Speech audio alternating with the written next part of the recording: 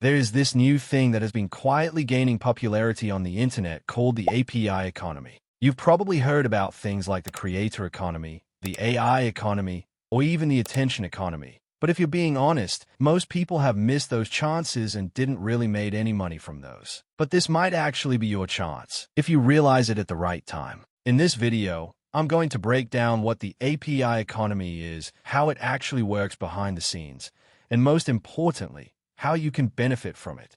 So before we talk about that, you should at least be aware about what an API is. I believe most of my viewers already know that, but in case you don't, here's a short explanation for you. Think of an API as a messenger between applications. Whenever one app needs something from another system, it doesn't directly access it. Instead, it sends a request through something we call an API, which handles the communication and brings back the response. Now let's connect this to a real-world example. Imagine you're using an online shopping app and you're about to make a payment. You will usually have multiple options on how to pay. But as you know, these companies like PayPal, Google Pay, are completely separate company from the platform you are doing online shopping with. But what happens is the platform you are using takes your information and sends to these payment providers, and they are the ones who will be doing heavy lifting like verifying the transaction, processing the payment, and sending back the information to the online shopping app about status of payment. So the communication between these two separate systems is happening only because of an API. The key idea here is that the shopping app didn't build its own payment system from scratch. It simply used someone else's service through an API, saving an enormous amount of time, effort, and complexity. And this is exactly how modern applications are built today. If you need maps in your application, you don't launch your own satellite. You use Google Maps API. If you want users to log in quickly, you use Google Login APIs. Similarly, there are APIs for a lot of things, and most of them are not completely free. Every time an application uses third-party APIs, there is usually a cost involved, sometimes per request, sometimes per transaction, and sometimes through subscriptions. And that is exactly where the API economy comes in. The API economy is a world where companies don't just build products and sell them, but also sell access to their functionality through APIs, allowing other businesses and developers to build on top of what they've already created. And once you start noticing it, you'll realize that this entire digital world is no longer made of isolated applications, but of interconnected services, all talking to each other through APIs. Now that we understand what the API economy is, the real question becomes, how do you actually make money from this?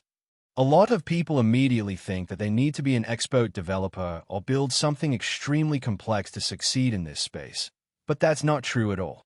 In reality, the APIs that make money are not always the most complex ones. Many of them solve very small, very specific problems. For example, something as simple as a background remover, a currency converter, a file converter, a URL shortener, or even a basic email validation service can be turned into a profitable API. Many applications need these features, and instead of building them from scratch, they prefer to just plug into an API that already does the job. This is the key idea. Developers are willing to pay for anything that saves them time and effort. And once you build something useful, there are multiple ways you can turn it into a business. However, it's not all easy as it sounds. Just because something is simple doesn't mean it's not competitive. Ideas like background removal or currency conversion already have many existing solutions, so the real challenge is standing out. You either need to solve a new problem or solve an existing problem in a better, faster, or cheaper way.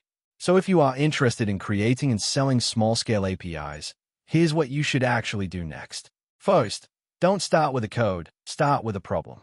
Look for small, repetitive tasks that developers or businesses deal with all the time. You can find ideas in Reddit or even maybe some problem you are currently facing. Second is to keep it simple.